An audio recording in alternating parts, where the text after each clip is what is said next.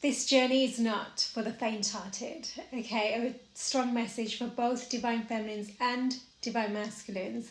You are doing amazing, even if it doesn't feel like it, even if things are quite heavy right now, okay? This is part of the process.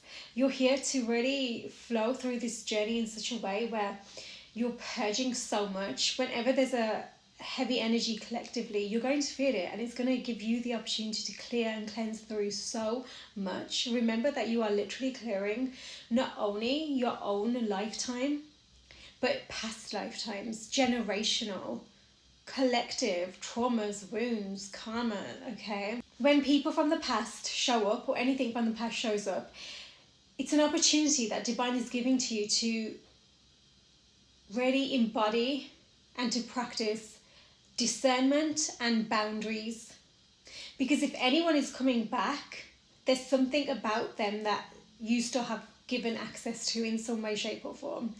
And when they come through, that is the opportunity for you to place that boundary by first discerning who and what is in your energy field, who and what is aligned with you or you want to align with, right?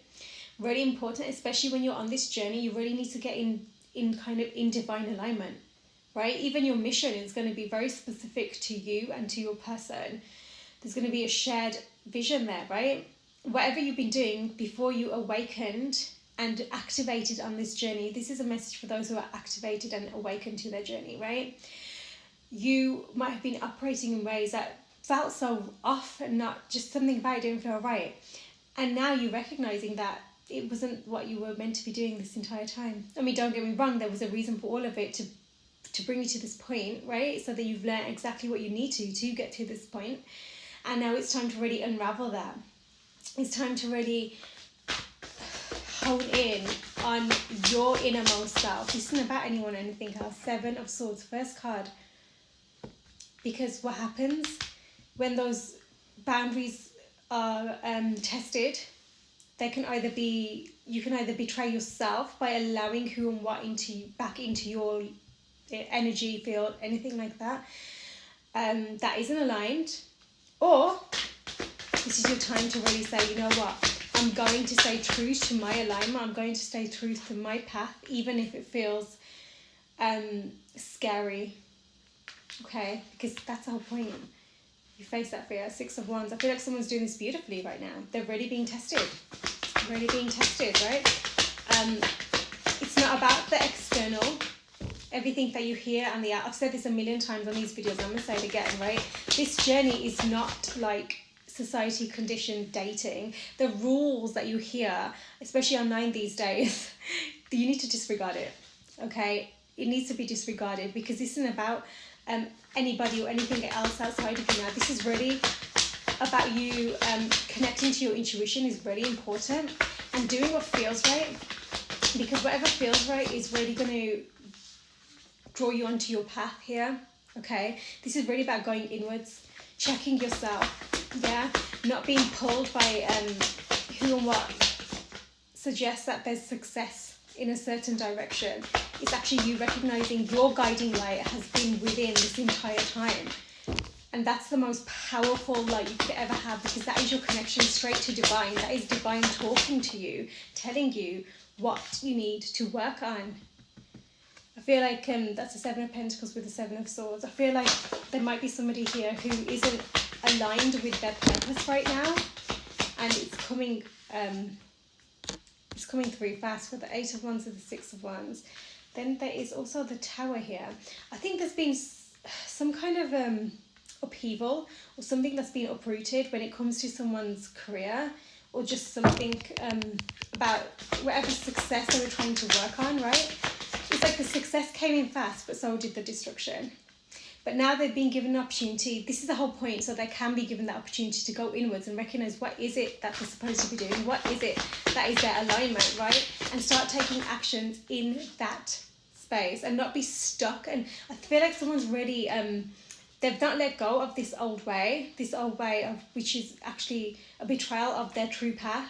In the midst of whatever this complete unexpected surprise, whether it's communication or just like some kind of action that's been taken, someone is being offered something from divine, and that in order for them to really recognize what it is, they're going to need to go inwards, and they're going to need to recognize where they are being guided to take small actions, and to really pay attention to what divine is offering them right now, and not to stay stuck in this cycle of kind of self-betrayal and just not honoring what's happening within and just going with whatever's happening on the outside, right?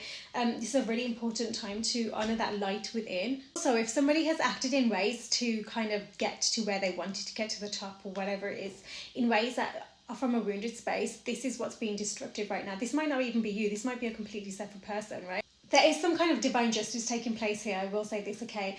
There's a lot happening, it feels like, and as a result of what's happening, there's going to be, someone's going to understand what it means to stably move forward, to stably, whatever offer they have, whatever it is, they're going to be very grounded as they move forward in this, right? But it's going to, the more they allow themselves time to go inwards and to really understand what's happening and to recognize where their calling is, the more they're going to have the drive to move when they're guided to do so, to take that action. King of Cups at the bottom of the deck, and then also the Emperor on the other side as well. So I do feel like this heavy kind of divine masculine within you right now. I'm hearing that something backfired, okay? Somebody's realised that they missed out on an opportunity that was like perfect for them, that was literally divinely being handed to them.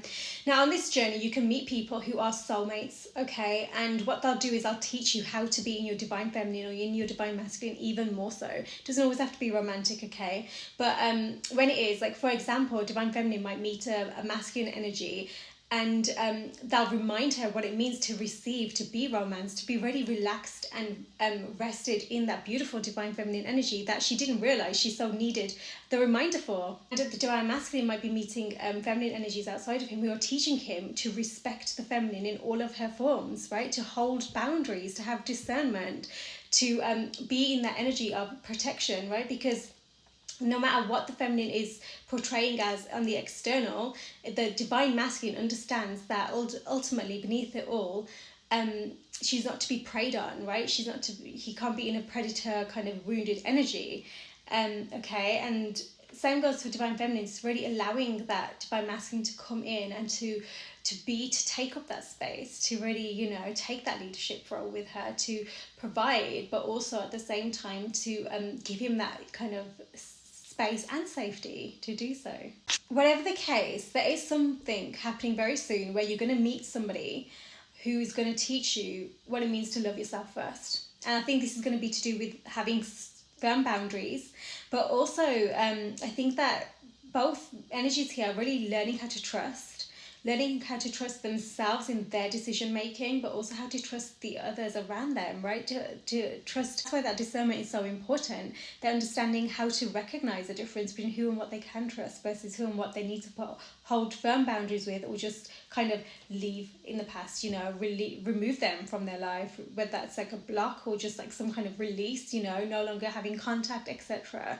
Whatever upheaval you feel like you're going through right now is a test to how much you are still committed to your divine alignment, to your path, to what you know is your truth within. And nothing will actually come of a situation, right? So all you're being asked to do is really go inwards right now, and that's where the answers will come through, because you'll realize that it's something within you that needs to reach a resolution so you can finally be released. Confidence is your key to success. Don't let pride get in your way, okay? Be bold and make the first move. There's going to be some beautiful movement forwards, right? And where you have not received love, like reciprocated love in whatever kind of situation that it is, right? Any kind of connections, you're going to be receiving it, okay? It's going to pour in, because and it's going to teach you, it's going to test you to see whether you know what it means to have love, that kind of love, and love yourself without being codependent, right?